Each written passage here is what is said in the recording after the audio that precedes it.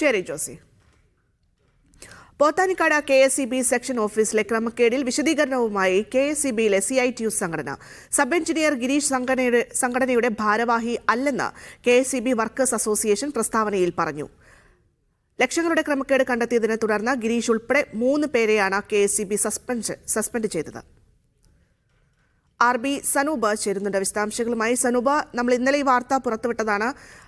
3 പേരെയാണ് ഈ ലക്ഷങ്ങളുടെ ക്രമക്കേടുമായി ബന്ധപ്പെട്ട് സസ്പെൻഡ് ചെയ്തിട്ടുണ്ടായിരുന്നു. ഇപ്പോൾ CITU അതിൽ വിശദീകരണം നൽകുമ്പോൾ എങ്ങനെയാണ്?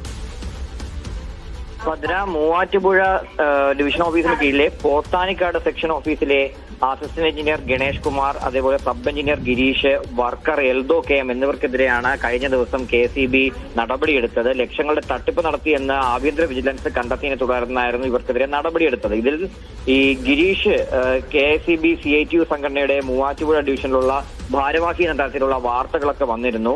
പക്ഷേ ഇക്കാര്യമാണ് ഇപ്പോ CITU സംഘടന KSEB വർക്കേഴ്സ് അസോസിയേഷൻ തള്ളിക്കളയുന്നത്. ഈ സബ് എഞ്ചിനായിട്ടുള്ള ഗിരീഷ് സംഘടനയുടെ ഭാരവാഹി അല്ല എന്നാണ് KSEB വർക്കേഴ്സ് അസോസിയേഷൻ ഇപ്പോൾ പുറത്തിറക്കിയ വാർത്താക്കുറിപ്പിൽ വ്യക്തമാക്കുന്നത്.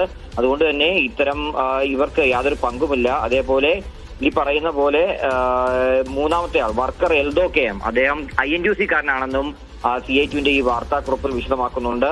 സംഘടനയുമായിട്ട് യാതൊരുത്തിലുള്ള ബന്ധമില്ല. നേരത്തെ അംഗമായിരുന്നു ഈ ഗിരീഷ്, പക്ഷേ കുറച്ചു നാളായിട്ട് സംഘടനയുടെ പ്രവർത്തനങ്ങൾക്കൊന്നും തന്നെ വരാറില്ലായിരുന്നെന്നും ഈ KSEB വർക്കേഴ്സ് അസോസിയേഷൻ വ്യക്തമാക്കുന്നുണ്ട്. ഭദ്ര. ശരി സർ.